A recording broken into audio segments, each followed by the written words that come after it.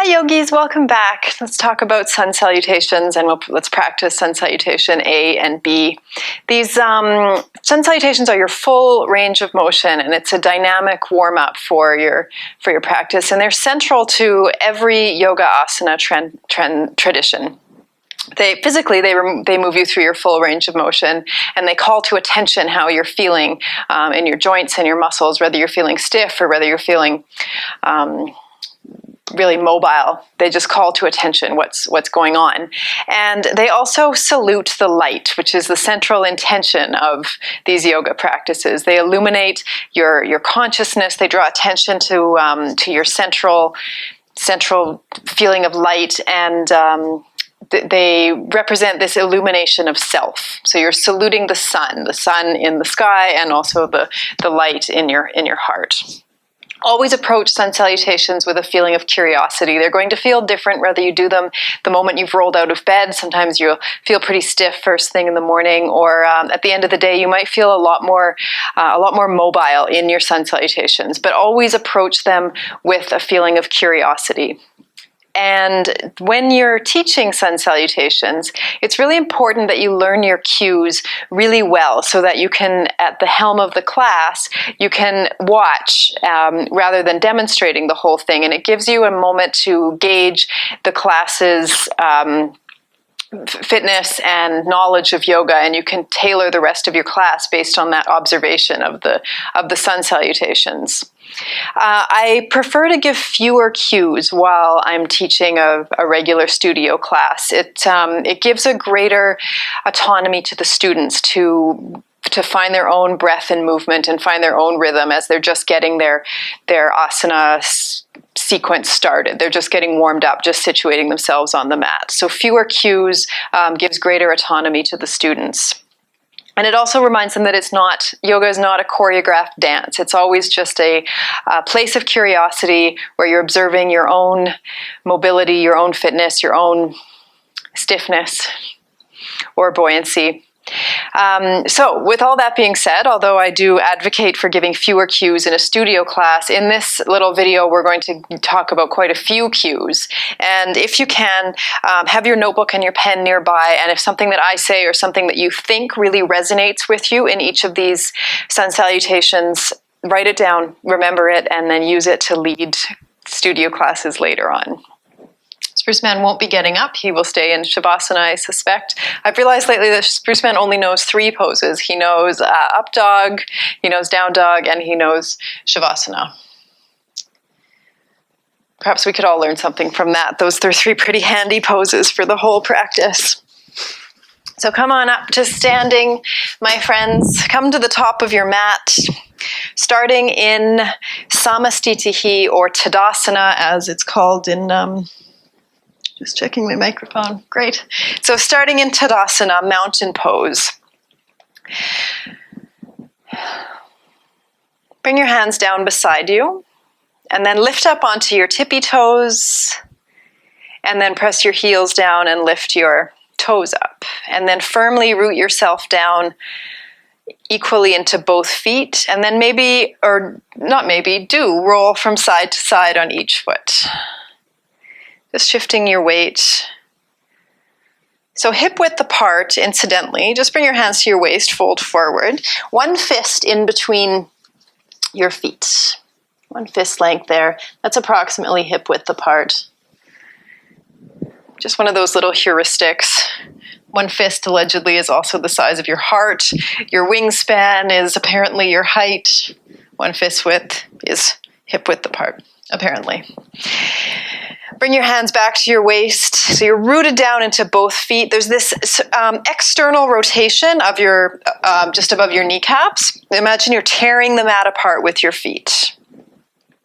Lift your low belly up and in, and simultaneously tuck your tailbone under. So those are 2 pretty vague cues, but the point is to stack your spine, 1 vertebrae on top of another, as best you can. So creating a feeling of good posture. If you're the kind of person who has the tendency to stick your chest out when you think you're standing up straight, tuck your ribs in. Imagine that they're knitting together. Hands are beside your hips, chin is parallel to the mat, you are in Tadasana, mountain pose. Urdhva Hastasana, upward facing salute. So lifting up into a back bend, but keeping your core strong and stable. Straightening your elbows, pressing your palms together, maybe looking up. Hold here for a moment. So elbows are straight. You're energetically reaching up just as you're energetically pressing down. Urdhva Hastasana. Uttanasana is forward fold. Hands are planted on the mat if you can reach. Legs are straight if you can. Chin is tucked into your chest. Ardha Uttanasana, halfway lift and lengthen. It's just an opportunity to gather your breath before you step back into the next pose. So we'll go through that transition twice. Uttanasana, forward fold. Ardha Uttanasana, halfway lift. Uttanasana, forward fold. Press into your feet and your hands. Ardha Uttanasana, halfway lift. Step back to Chaturanga Dandasana, low plank. So this is staff pose is the rough translation. Lower to about the height of your elbows. Press out through your heels, look slightly ahead of you, and press equally into both hands. Hold here, really strong core. Press, press, press out through your heels. And just take a little break, lower onto your belly. So having a prop for Chaturanga is a really helpful tool. Grab a blue block if you have one nearby. Set the blue block about 3/4 the way up your mat. Hands are flat, hands are on the mat. Set yourself up in plank and then lower down so that your sternum is just sitting on the block.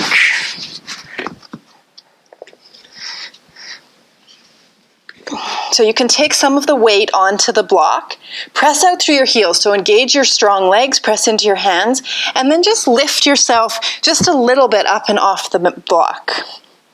Just practice that transition, lifting and lowering. And then get rid of the block and try that. Try Chaturanga without the block. Staff pose. From here, you roll over your toes or you step over your toes into Urdhva Mukha Svanasana, upward facing dog. Hands are right underneath your shoulders. So it's really helpful to take a picture of yourself and see how you look in this pose.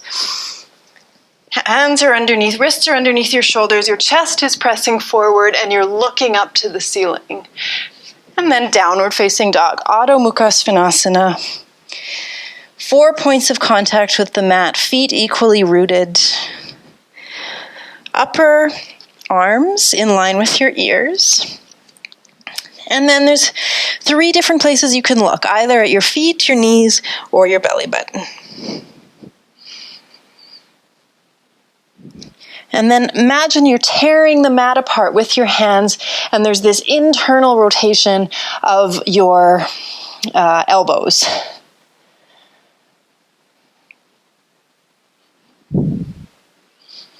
And then complete the Sun Salutation. A, walk to the top of the mat. Ardha Uttanasana, look up and lengthen. Uttanasana, forward fold. Stand up, Urdhva Hastasana. Upward facing salute. Tadasana, hands at heart center. We'll go through that 1 breath per movement. Feet hip width apart. Urdhva Hastasana, inhale. Uttanasana, exhale. Ardha Uttanasana, inhale. Chaturanga Dandasana, exhale. Urdhva Mukha Svanasana, inhale. Adho Mukha Svanasana, exhale. Step to the top of the mat. Ardha Uttanasana, inhale. Uttanasana, exhale. Urdhva Hastasana. Tadasana, hands at your side.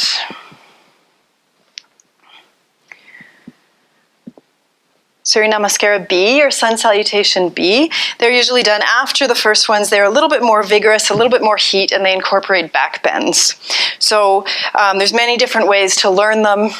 For our purposes, we'll start with feet and knees together. Press into both feet.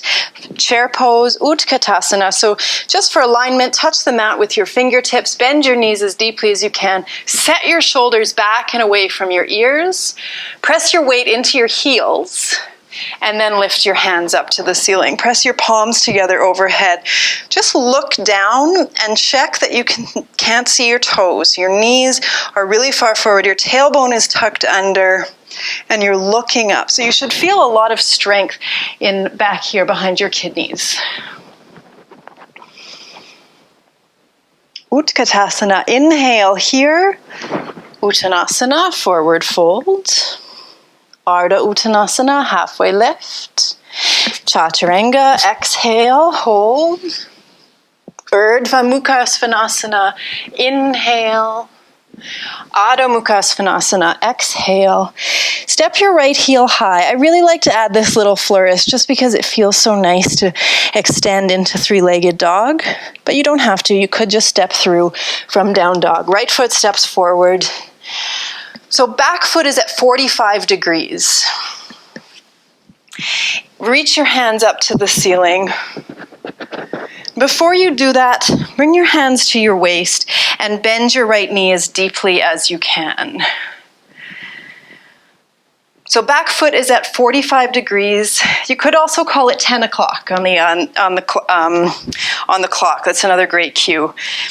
Find equal distribution of weight underneath your right foot, your front foot, and then inhale your hands up to the ceiling. Set your shoulders down and away from your ears. Press your palms together. Take a breath in. Virabhadrasana A, Warrior One. As I said, the Sun Salutation Bs, they start to incorporate back bends. So the two Sun Salutations together, they're your full range of motion, and it's the second set that brings in that back bending movement. Exhale your hands down. Chaturanga Dandasana.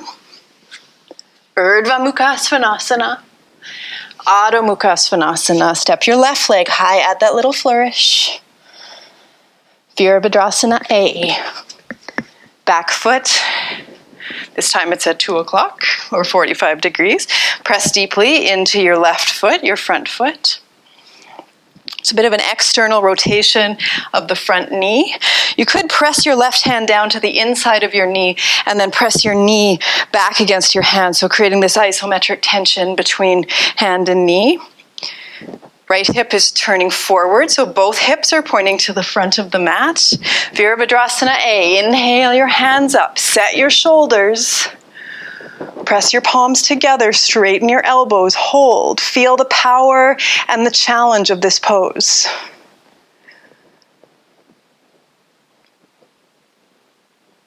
Exhale, both hands down. Chaturanga Dandasana, really strong legs. Feet can be together. Inhale, Urdhva Mukha Svanasana. Adho Mukha Svanasana, down dog. Look to the top of the mat. Feet together, knees together. Sun Salutation B completes with chair pose, so bend your knees deeply. Weight is in your heels. Feel that strength in the back of your ribs. Look up. And then Tadasana, stand up. Bring your hands to your side. Do one more with one breath per movement. Utkatasana, inhale. Uttanasana, exhale. Ardha Uttanasana, inhale. Chaturanga, exhale. Urdhva Mukha Svanasana, inhale. Adho Mukha Svanasana, exhale. Right leg to the ceiling. Virabhadrasana A. Inhale. Chaturanga, exhale. Urdhva Mukha Svanasana, inhale. Adho Mukha Svanasana. Left leg to the ceiling. Inhale. Virabhadrasana A.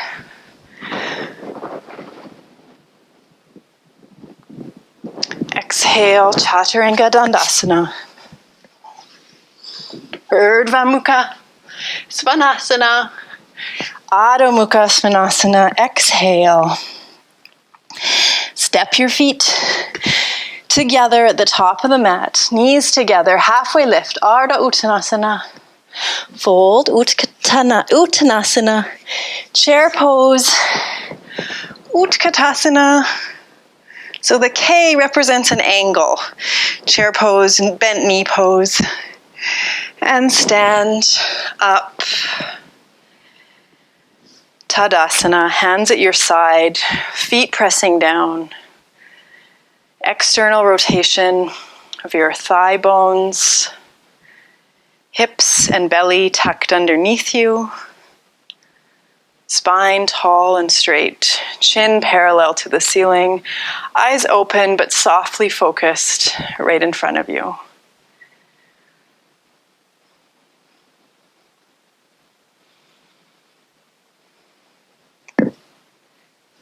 Namaste, yogis. Thank you for practicing with me until we meet again.